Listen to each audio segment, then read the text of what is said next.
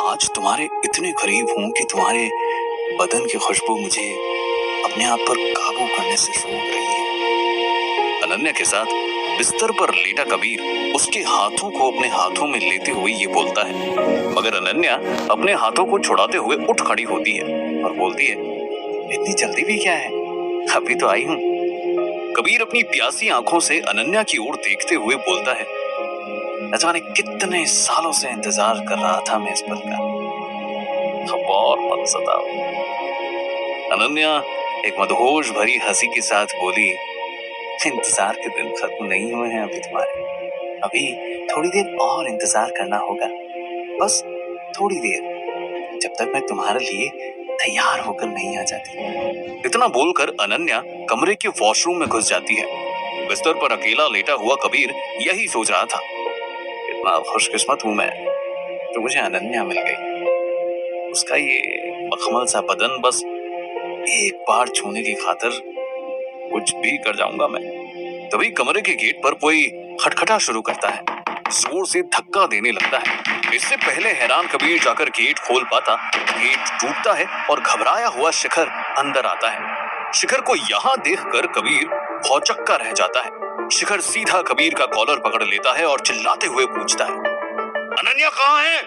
कबीर को अब तक कुछ समझ नहीं आ रहा था कि क्या चल रहा है। शिखर हाफता हुआ अनन्या को आवाज लगाता है। तभी उसे वॉशरूम के अंदर से किसी की रोने की आवाज आती है कि कहीं अनन्या तो नहीं। ये सोच शिखर उस ओर भागता है। जैसे ही दरवाजा खोलता है, शिखर और कबीर दोनों की आंखें बड़ी हो जाती है और मुंह खुला का खुला रह जाता है। वॉशरूम के अंदर अनन्या जमीन पर लेटी हुई थी। रोते रोते उसकी आंखों से काजल बह रहे थे। उसके बदन पर कपड़े जगह जगह फटे हुए थे। शिखर तुरंत अपना जैकेट निकालकर अनन्या पे रखता है और अपनी लाल आंखों से कबीर की ओर घूरे जा रहा है। उसके मन में एक ही बात चल रही थी, इसने जो भी दुष्कर्म किया अनन्या के साथ, मैं उसके लिए से जान से मार कर रहूंगा। और वो आगे बढ़कर सीधा कसकर एक थप्पड़ मारता है कबीर को, जिसकी आवाज पूरे कमरे में गूंजने लगती है। कबीर को कुछ भी समझ नहीं आ रहा कि वो क्या बोले, क्या करे। जो भी हो रहा था उसकी समझ के परे था। शिखर पास ही में रखी कांच की बोतल कबीर के सिर पर फोड़ देता है, जिसके प्रभाव से कबीर जमीन पर गिरता है। अनन्या जो ये तमाशा देख रही होती है, सोचती है, अगर मैंने शिखर को नहीं रोका तो वो पक्का कबीर की जान लेके ही मानेगा। अनन्या शिखर को आवाज लगा धीरे धीरे उठने लगती है। शिखर भाग कर जाता है और उसे उठने में मदद करता है। तभी अनन्या बेहोश होने का नाटक शुरू कर देती है। शिखर जैसे ही अनन्या को बेहोश होते हुए देखता है, कबीर को भूलकर अनन्या को वहां से ले जाने लगता है। इस कबीर को तो मैं बाद में देख लूंगा, पहले अनन्या को अस्पताल ले जाना चाहिए।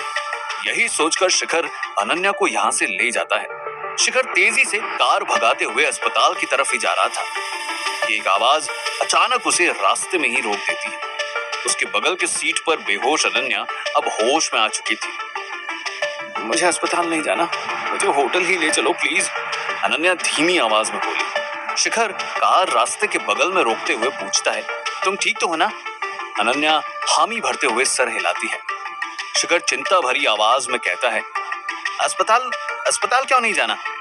मैं ठीक हूँ, तुम जैसा सोच रहे हो वैसा कुछ भी नहीं हुआ। तुम सही समय पे आ गए थे मुझे बचाने, मुझे बस होटल ले चलो, अनन्या ने जवाब दिया। शिखर अनन्या का हाथ अपने हाथ में थामते हुए बोला, अगर अस्पताल नहीं भी जा रहे तो पुलिस स्टेशन चलते हैं, आखिर उसने जो भी किया उसके बाद उसके खिलाफ शिकायत तो दर्ज करनी होगी ना। अनन्या अपनी जगह पे सहमती हुई बोलती है, मुझे कोई पुलिस शिकायत दर्ज नहीं करवानी। शिखर चौंकते हुए पूछता है, आखिर क्यों? अनन्या एक गंभीर चेहरे के साथ बोलती है, क्योंकि मुझे कबीर के घर वालों के बारे में पता है। अगर उन्हें कबीर की किसी ऐसी हरकत के बारे में पता लगा तो बर्दाश्त नहीं कर पाएंगे, खुद को फांसी लगा देंगे या कबीर को जान से मार डालेंगे। ये सुनकर शिखर चुप हो जाता है। उसे भी समझ नहीं आ रहा था कि क्या बोले। शिखर के मन में बार बार एक ही ख्याल आ रहा था, कहीं वो कबीर इतना कुछ होने के बाद भी बच के ना निकल जाए। अगर अनन्या आज पीछे हट गई तो कबीर की हिम्मत और बढ़ जाएगी और न जाने शायद फिर किसी के साथ ऐसा करे। और वो बोल पड़ता है, कबीर के घर वाले क्या करेंगे ये सोचकर हम इस बात के डर से उसके खिलाफ कोई आवाज ना उठाए तो क्या वो सही होगा? अनन्या को समझ नहीं आ रहा था कि वो शिखर को कबीर के खिलाफ कोई बड़ा कदम लेने से कैसे रोके। अपनी बात को रखते हुए अनन्या बोलती है, कबीर ने जो किया है उसकी सजा उसे कल खुद ब खुद मिल जाएगी। उसने नशा किया हुआ था। कल जब उसे याद आएगा कि आज नशे में चूर होकर उसने क्या किया, वो खुद अपने आप को माफ नहीं कर पाएगा। शिखर को अनन्या की इस पूरे हादसे पर प्रतिक्रिया समझ नहीं आ रही थी। वो अनन्या पे इस वक्त किसी भी बात का दबाव नहीं डालना चाह रहा था। उसे ये मालूम हो गया था कि अनन्या कबीर के खिलाफ कोई कदम नहीं उठाने वाली। अगर कबीर को सही रास्ते पर लाना है तो वो शिखर को ही लाना होगा। अनन्या मन ही मन ये सोच रही थी कि इस हादसे की वजह से बस कुछ दिनों में एक ऐसा डोज देने वाली हूँ जिसके बाद तुम हमेशा के लिए मेरे हो जाओगे शिखर। और कुछ वक्त बाद दोनों वहां से निकल जाते हैं। अगली सुबह जब अनन्या की आंख खुलती है तो वो कमरे में अकेली खुद को पाती है। कल रात भर जो शिखर उसके बिस्तर के बगल में बैठा था वो कहीं नजर नहीं आ रहा था। अनन्या धीरे से अपने बिस्तर से उठती है और शिखर को ढूंढते हुए कमरे के बाहर निकल जाती है।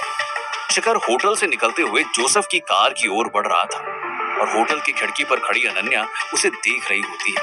अनन्या वहीं पास से गुजर रहे जोसेफ से पूछती है, इसमें शिखर कहाँ निकल गया?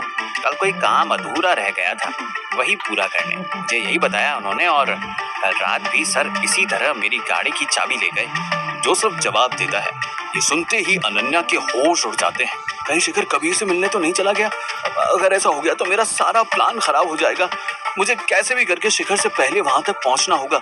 और जोसेफ इससे पहले अपनी पलकें झपकाए अनन्या वहां से गायब हो चुकी होती है। शिखर को कबीर के घर पहुंचने में थोड़ी सी देर हो गई क्योंकि वो अकेला नहीं था, वो अपने साथ दिनेश को भी ले आया था। शिखर के मन में यही था कि आज किसी भी हालत में कबीर को अपनी गलती का एहसास दिलाना है, चाहे उसकी हड्डी पसलियां एक करके उसे जेल ही क्यों ना भेजना पड़े। शिखर और दिनेश जैसे ही घर की ओर बढ़ते हैं ये देखकर हैरान हो जाते हैं कि घर का दरवाजा खुला था। शिखर और दिनेश दोनों एक दूसरे की ओर देखते हैं और चौकन्ना होते हुए घर के अंदर घुसते हैं। अंदर से जो नजारा देखते हैं उसे देख के दोनों ही भौचक के रह जाते हैं। उनके सामने पिस्तौल लिए खड़ा था कबीर और पिस्तौल की नली कबीर अपने मुंह में डाले बैठा था। वो बस गोली दागने ही वाला था कि दिनेश बड़ी फुर्ती से भागते हुए कबीर की ओर जाता है और बस एक ही झटके में उसके हाथ से पिस्तौल लेकर उसमें से गोलियां निकाल फेंकता है। शिखर को कल रात बताई अनन्या की बात याद आती है और वो कबीर के सामने जा खड़ा होता है। कबीर को कुछ समझ नहीं आ रहा था कि क्या चल रहा है। शिखर को अपने सामने देख अपनी नजरें झुकाए कबीर बैठ जाता है। एक भारी आवाज में बोलता है, कल रात नशे में चूर होकर मैं जाने क्या कर गया। वो तो तुम सही समय पर आ गए, वरना न जाने क्या हो जाता मुझसे। मैंने अनन्या के साथ जबरदस्ती करने की कोशिश की। मुझे जीने का कोई हक नहीं होना चाहिए। इतना बोलकर कबीर दिनेश के पास से पिस्तौल लेने के लिए कूद पड़ता है, मगर दिनेश उसे एक थप्पड़ रसीद उसे वापस बैठा देता है। शिखर को भरोसा हो गया था कि कबीर को अपने किए का पश्चाताप है और वो कबीर से कहता है, तुमने जो भी किया उसकी सजा सिर्फ तुम्हें अनन्या ही दे सकती है। तुम्हें सबसे पहले उससे माफी मांगनी होगी। कबीर गहरी सांस लेते हुए बोला, मैंने आज सुबह बात करने की कोशिश की अनन्या से। उसने बस इतना ही बोला कि पहले किसी रिहैब में भर्ती होकर अपना इलाज कराओ, फिर ही वो मुझे माफ करने का सोचेगी। शिखर भी हामी भरते हुए बोला, ठीक है, वही करो जो अनन्या ने बोला है। अगर सच में अपने किए का पछतावा है तो अपने आप को सजा देने की जगह अपने आप को उसकी माफी पाने के काबिल बनाओ। या तो किसी कायर की तरह अपनी जिंदगी बर्बाद कर सकते हो, या फिर कल जो किया उसकी जिम्मेदारी लेते हुए अपनी जिंदगी और अपने आप को सुधारने की कोशिश कर सकते हो। इतना बोल कबीर को अपने हाल पर छोड़ते हुए शिखर और दिनेश वहां से जाने लगते हैं। शिखर यही सोचते हुए यहाँ से निकल जाता है कि अनन्या का कहा सही था। अगर कल कंप्लेंट लिख दी होती इसके खिलाफ तो न जाने क्या करते इसके घर वाले। अब अपने किए की सजा जिंदगी भर मन ही मन भुगतेगा ये। कबीर अपने कमरे में बैठा होता है और उसे शिखर और दिनेश के कार से जाने की आवाज आती है। तभी उसके कमरे के वॉशरूम का दरवाजा खुलने की आवाज आती है और उसके अंदर से अनन्या बाहर आती है। कबीर अनन्या को मुस्कुराते हुए बोलता है, देखा मेरी एक्टिंग, किसी भी फिल्म के हीरो से कम थोड़ी ना हूं मैं। फिर अनन्या के करीब आते हुए कहता है, बता दो क्यों करवा रही हो ये सब। अनन्या कबीर के करीब आकर उसे बिस्तर पे धक्का देती है और उसके करीब आते हुए बोलती है, तुम्हें तो पता ही है मैं सिर्फ और सिर्फ तुमसे प्यार करती हूँ। मुझ पर सिर्फ तुम्हारा ही हक है। अगर पहले मुझे उस फरेब शिखर के हाथ से अपना होटल वापस लेना है, उसे अपने प्यार के जाल में फंसाकर, फिर हम दोनों को एक होने से कोई नहीं रोक सकता। कबीर कुछ बोलने ही वाला होता है कि अनन्या उसके होंठ के पास अपना होंठ ले आती है और कबीर की मानो सांसें ही रुक जाती है। अनन्या अपनी मदहोश आवाज में कहती है, बस कुछ दिन और, सब्र का फल मीठा होता है। बस इतना बोल कबीर को तड़पता हुआ छोड़कर वहां से निकल जाती है। शिखर अपने होटल वापस आ ही रहा होता है, तभी होटल के रेस्टोरेंट से गुजरते हुए उसकी नजर टेबल पर बैठे एक बुढ़े इंसान पर पड़ती है, जिससे जोसेफ किसी विषय पर बात कर रहा होता है। दूर से देखकर ऐसा लगता है कि कोई मसला है और शिखर वहां जा पहुंचता है ये पूछते हुए, क्या हो गया, कोई समस्या तो नहीं? जोसेफ शिखर को विस्तार से बताता है, इन्होंने अकेले ही पूरे 6,000 का बिल बनाया और अब बोल रहे हैं कि इनका वॉलेट गुम हो गया है। उस 55 साल के बुजुर्ग ने कुछ पुराने से कपड़े पहन रखे थे और जूते भी काफी मैले और पुराने से लग रहे थे। बुजुर्ग अपनी गर्दन पर हाथ फेरते हुए शिखर से कहता है, मुझे पता है मुझे देख के आपके मन में क्या चल रहा होगा, और मुझ पर विश्वास कीजिए, अगर मुझे बस एक फोन करने को मिल जाता तो मैं अपने असिस्टेंट को यहाँ बुला सकता हूँ। शिखर को उस बुजुर्ग को देखकर अपने स्वर्गवासी चाचा की याद आ जाती है और वो बड़े प्यार से उनको अपना फोन देता है और उसके फोन करने के बाद साथ बैठकर उनसे बातें करता है, उनके बच्चे और बाकी परिवार वालों के बारे में पूछता है और बड़ी रुचि के साथ उनकी सारी बातें सुनता है। पास खड़े जोसेफ और बाकी स्टाफ को यही लग रहा था कि बुजुर्ग शिखर को चूना लगा रहे हैं। तभी ये देखकर सब चौंक जाते हैं कि उस बुजुर्ग की तरफ एक 30 साल का असिस्टेंट दौड़ता हुआ आता है। उस बुजुर्ग से असिस्टेंट माफी मांगने लगता है कि मुझसे आने में देर हो गई, और वो असिस्टेंट काउंटर पर जाकर पूरे पैसे जमा करवा देता है। बुजुर्ग हंसते हुए शिखर से हाथ मिलाता है और कहता है, अगर मैं आपकी जगह होता तो शायद मेरी इस हालत को देखकर भरोसा न करता, मगर आपने भरोसा करने के साथ मुझे किसी अपने जैसा महसूस कराया, ये बात मैं कभी भूलूंगा नहीं। शिखर उन्हें बीच में ही काटते हुए बोलता है, मेरा धन्यवाद करके मुझे छोटा मत कीजिए, अगर कभी भी आपको मुझसे बात करने का मन हो तो ये रहा मेरा नंबर, बिना संकोच किए मुझे फोन कर लीजिएगा। शिखर की इस बात से वो बुजुर्ग इतना प्रभावित होता है कि एक प्रस्ताव देते हुए बोलता है, मुझे अपनी कंपनी के लिए हर महीने किसी होटल में 2 दिन का कार्यक्रम आयोजित करना होता है।